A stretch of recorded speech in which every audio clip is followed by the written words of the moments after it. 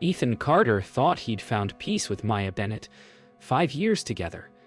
A shared apartment with sunlit windows, weekend coffees, and the comfort of knowing someone was waiting when the day ended. But lately, things had changed in small, unsettling ways. Her laughter had edges now.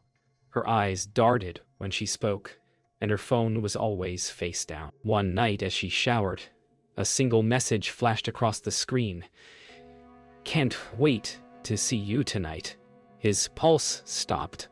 The contact name wasn't familiar, but the tone was. He told himself it had to be a misunderstanding, maybe a coworker, maybe a joke. But deep down, he already knew. Love doesn't vanish overnight. It fades in the quiet between words, and that silence had been growing louder for months. The next morning, sunlight poured through the blinds like nothing had happened, but Ethan's mind was still replaying the message, word for word. Maya hummed as she poured coffee, acting as if life was normal. Her movements were precise, rehearsed. Every smile slightly delayed, every glance too careful.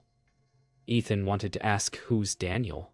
But his voice wouldn't form the question. Instead, he played along, kissed her cheek, and watched her leave for an early meeting. When the door shut, the silence was deafening.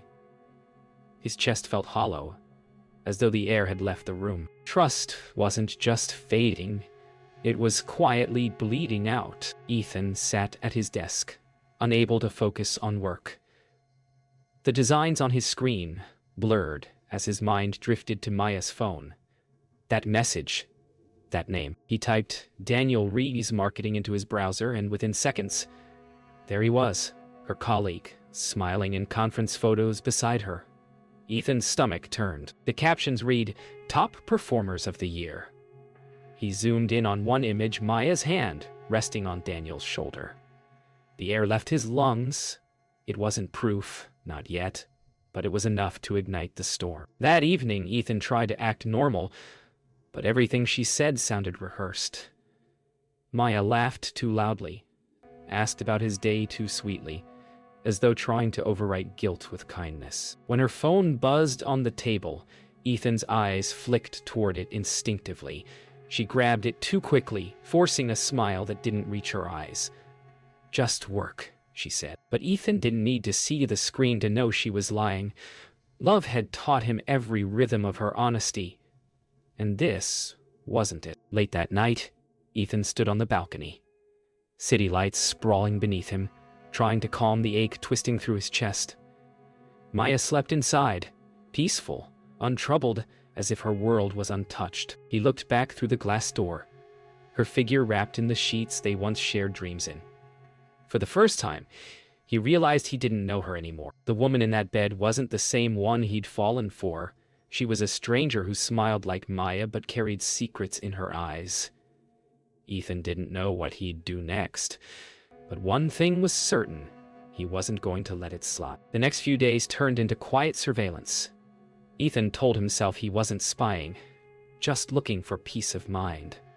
But peace doesn't come when trust is already gone. He noticed how Maya lingered on her phone at night, smiling at messages she never shared. How her laughter sounded softer when she thought he wasn't listening. Every notification was a dagger, wrapped in silence. One afternoon, as she showered again, Ethan picked up her phone. This time, he didn't hesitate. The same name appeared, Daniel Reeves. He opened the thread, messages, photos, jokes about keeping things discreet. His hands trembled, not from anger, but from heartbreak. She hadn't just lied. She'd built an entire second world, and he was the stranger in it. That evening, Ethan sat alone at a small cafe across from Maya's office, the winter rain streaking down the window. He watched people leaving work, searching for her face among them. She finally appeared, smiling, until Daniel followed her out. They walked side by side, too close, their hands brushing, her laughter unguarded. Ethan's chest constricted, the world blurred outside the glass as he realized it wasn't just emotional. It was physical. Every late-night meeting, every unexplained delay. It all made sense now. He pressed record on his phone, capturing the moment she leaned in and touched Daniel's arm with familiarity no colleague should share. Ethan couldn't sleep that night. The images kept replaying in his mind, looping like punishment. He opened his laptop and began compiling everything. Screenshots of texts, saved call logs, even the video from the cafe. His hands shook as he saved each file into a folder labeled Simply Truth. For every proof, he added, a piece of him disappeared. It wasn't anger driving him anymore. It was clarity. Maya's lies weren't mistakes. They were choices. And choices have consequences. The next day, Maya was radiant, unusually affectionate, as if guilt made her kinder. "You've been quiet lately," she said, brushing his cheek. "Work stress," he lied. It amazed him how easily lies could coexist between them, hers for pleasure, his for patience. He studied her face, memorizing every expression, every gesture. Beneath the charm, he saw something hollow. The woman he once knew had vanished, replaced by a stranger who didn't realize her story was being written in real time. By the man she'd betrayed. By the weekend, Ethan's decision was made. He wasn't going to confront her in private. It was too small for the scale of her betrayal. When Lila, Maya's coworker, invited him to the company gala, he knew fate had just opened the door. He smiled, calm for the first time in weeks. "Oh, come," he said, voice steady. That night, as Maya left for dinner with clients, Ethan sat alone, looking at the folder titled Truth. He closed his laptop slowly, whispering, "Let's see how honest you are under the lights." Ethan wasn't angry anymore. He was methodical. Pain had burned itself into focus. Over the next few days, he gathered everything he needed: screenshots, videos, timestamps. He learned her schedule, Daniel's too, tracing their patterns with surgical precision. When Lila from Maya's office casually mentioned the annual marketing gala, something clicked. That would be the stage. The audience. The perfect truth-telling arena. "You should come," Lila said brightly, not knowing the story she was inviting him into. Ethan smiled softly. "Yeah," he murmured. "I think I will." Ethan met Lila the next day for coffee, under the pretense of asking about the event. "Black tie?" She laughed. "You'll love it. Everyone's there, even the higher-ups." She mentioned how Maya and Daniel had been working closely on a big campaign, spending crazy hours together. Ethan smiled, masking his disgust. "She's dedicated," he said dryly. As Lila talked, Ethan discreetly recorded her words. He didn't need gossip. He needed corroboration. Truth, captured in her own voice, was one more piece of the puzzle. That evening, Ethan sat at his computer, piecing together a digital mosaic of deception. Every message had a timestamp, every image a date, every call a pattern. He stitched it all together into a single slideshow. A truth no one could deny. Between the files, he added a few pictures of him and Maya from happier times.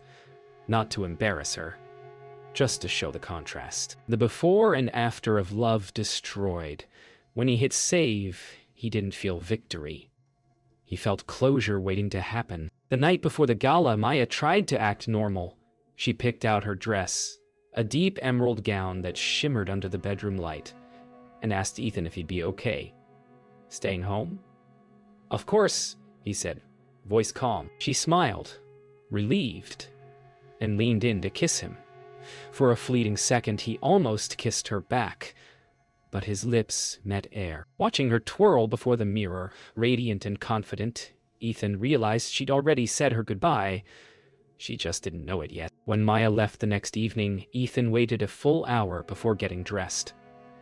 Black suit, no tie, calm eyes, steady hands. He placed the USB drive into his jacket pocket, the weapon of truth. Outside, the city shimmered under the drizzle, as if the night itself was holding its breath. He drove in silence, rehearsing nothing. The plan was simple: walk in, find her, and let the truth do the talk. She thought she'd choreographed her world perfectly. She had no idea he'd learned the steps. The hotel shimmered in gold and glass, laughter spilling through the marble corridors. Ethan stepped inside like a ghost, uninvited but entirely expected by fate. He could see Maya across the ballroom, radiant under chandeliers, her emerald dress catching every light in the room.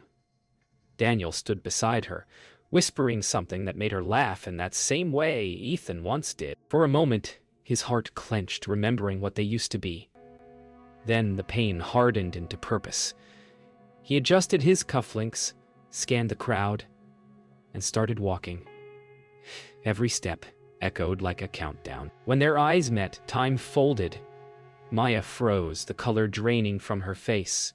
She blinked, disbelief flickering before she forced a brittle smile. "Ethan," she mouthed, as if his presence were a hallucination. Daniel turned, his polite grin faltering into confusion. Ethan walked closer, slow and deliberate, a calm predator in a sea of unsuspecting prey. The music swelled. The crowd blurred. "You forgot to delete your emails," he said quietly, just loud enough for her to hear. Her smile vanished. Daniel's eyes darted between them, realization dawning too late. "Can we talk privately?" Maya hissed, her voice trembling beneath the polished facade. Ethan tilted his head, pretending to consider it. "Oh, I think everyone should hear this." He turned to the projector screen at the far end of the ballroom and handed the USB to a bewildered AV technician. The screen flickered to life. Messages, photos, her name beside Daniel's. The room went still. Gasps replaced music. Maya's world cracked open in front of her, every lie echoing in the silence that followed. Maya reached for Ethan's arm, desperate. "Please, stop. Let's talk." But her voice cracked under the weight of exposure. "You should have thought of that before," Ethan said, stepping back. Daniel muttered something about misunderstanding, but the damage was already irreversible.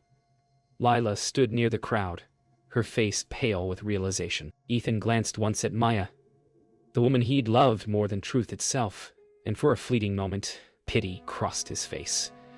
"You built this lie," he said softly. "I just turned on the lights." Then he walked away, leaving her surrounded by the ruins of her own story. Ethan walked out of the ballroom into the cool night air, the muffled chaos fading behind him. The city lights reflected on the wet pavement as he exhaled, steady and quiet. For the first time in months, he felt weightless, not happy, but free. Inside, Maya's voice called his name, sharp and trembling. But he didn't turn around. He didn't need revenge anymore. He had truth, and truth was enough. As the door closed behind him, the music inside resumed, pretending nothing happened. But she'd remember. Every light in that room would remind her of the night she was exposed by the man she underestimated. The days after the gala rippled with silence. Ethan ignored the flood of missed calls and messages, each one a fragment of Maya's panic. She wanted to explain, to twist the truth into something survivable. But truth, once seen, can't be unlearned. At work, whispers spread like wildfire. Colleagues traded glances when her name was mentioned. Daniel's easy charm evaporated overnight. Ethan didn't need to say a word. The proof spoke louder than rage ever could. Yet in the stillness of his apartment, as he stared at their old photos, he realized victory didn't taste like justice.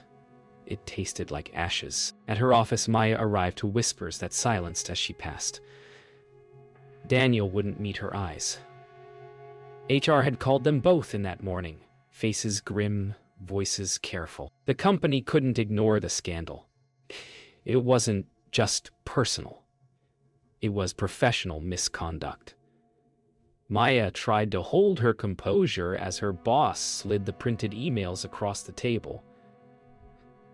"We have to let you go," he said quietly. She nodded numbly, eyes unfocused, heart pounding like thunder in a sealed room. For the first time, she saw the cost of her lies. Daniel called that night, his voice low and distant. "We should lay low for a while," he said, but Maya could hear it. His detachment, his shame, "So that's it," she whispered. "After everything?" He hesitated. "It's just complicated." The line went silent for a long time before the call ended. Maya sat there, staring at her reflection in the darkened window.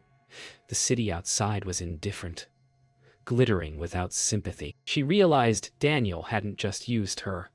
He'd abandoned her the second truth became inconvenient. Ethan didn't celebrate. He avoided parties, skipped calls from friends, and instead spent evenings walking the quiet city streets. The truth had done its work. There was nothing left to fix. Sometimes, he caught himself wondering when exactly she'd stopped loving him. Was it during those late nights she called work, or the first time she lied straight-faced and kissed him after? Yet for all his anger, a strange sadness remained.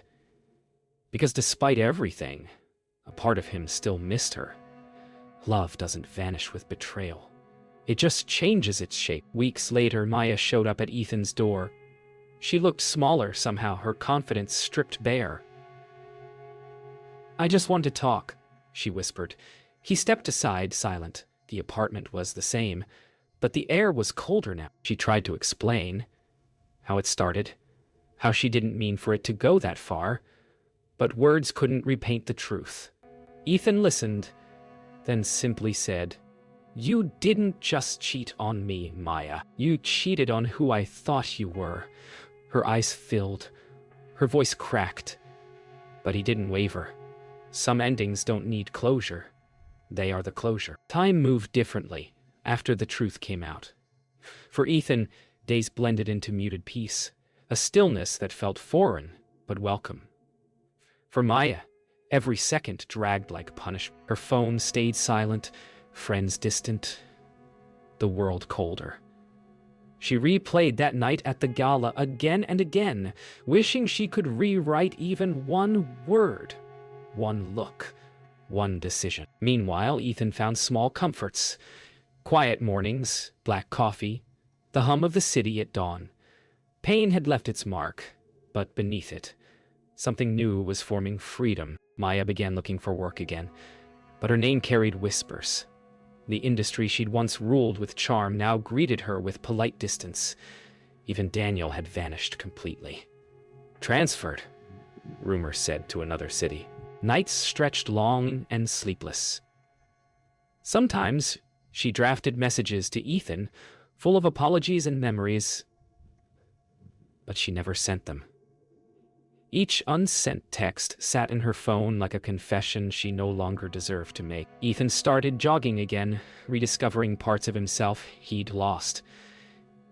He met people, casual smiles, small conversations, but never more.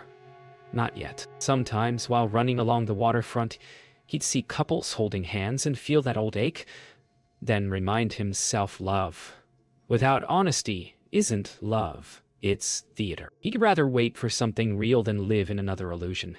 For the first time in years, he wasn't running from pain.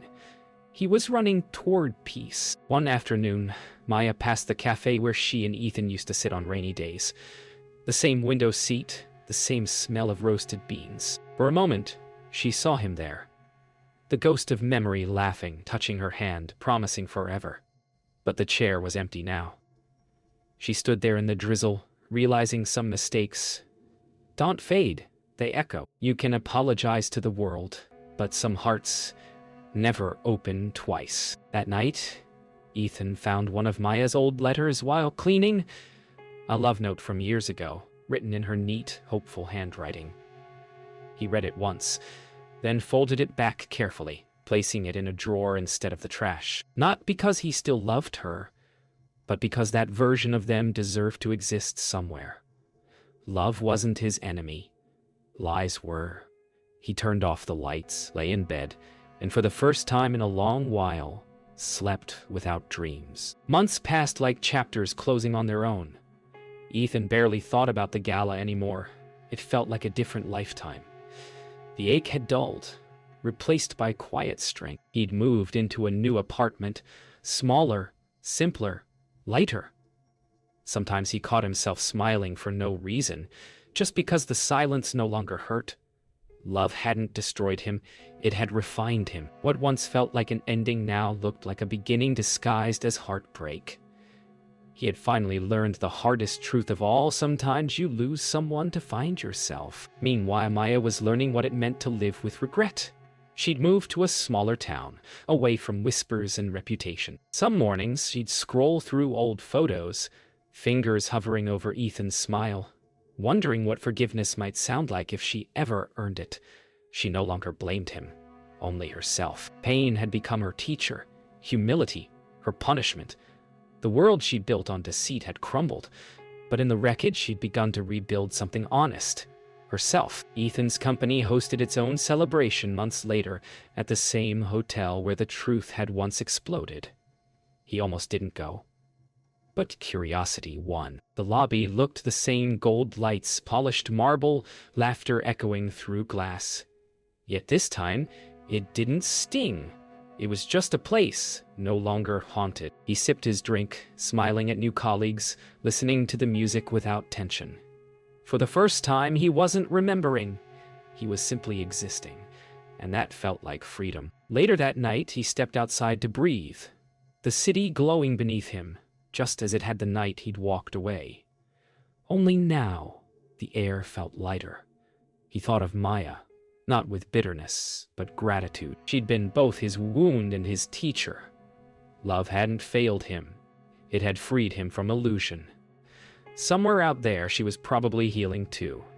And that was enough. Closure, he realized, doesn't come from revenge or apology.